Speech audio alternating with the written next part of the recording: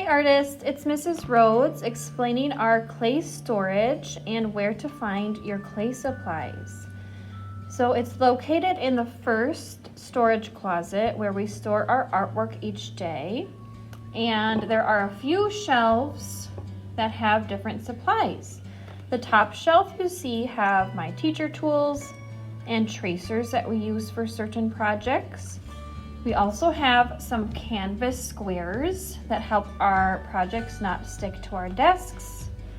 To the right, we have our slip containers.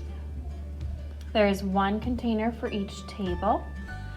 We also have texture tools, a lot of different size marker caps. We have some rolling texture tools. We have plastic knives. Those are what we use most often. We also have some sculpting tools, popsicle sticks, needlepoint tools, and wooden skewers, all used for sculpting, cutting, carving, adding texture. At the bottom, we have rolling pins. They are made of plastic and easily washable. And then we have some clay sponges at the bottom. Those are made special for clay. And finally, on the last shelf, we have extra clay and where you will actually put your extra clay bits that I can re-wetten for future use.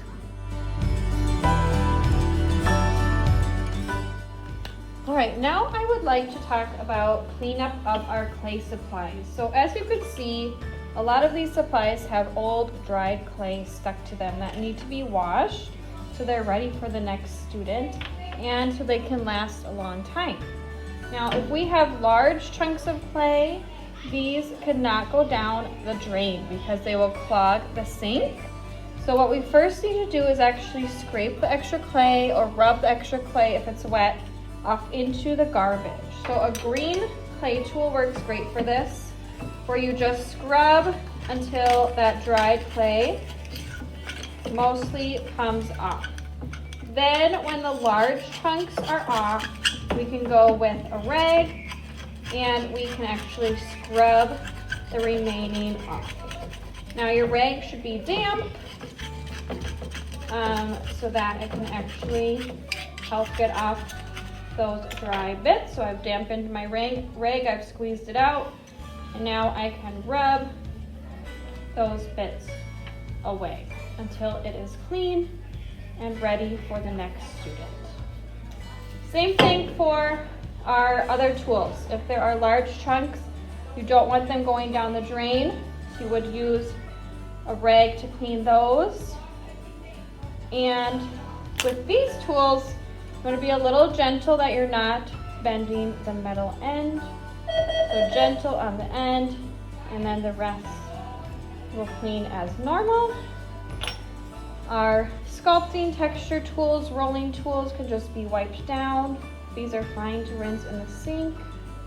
And then our marker caps, of course, wipe those off for the next student.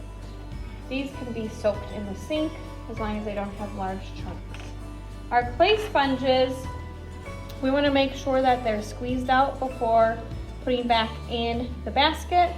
So if it's filled with water, squeezing it out over the sink before returning it to the closet.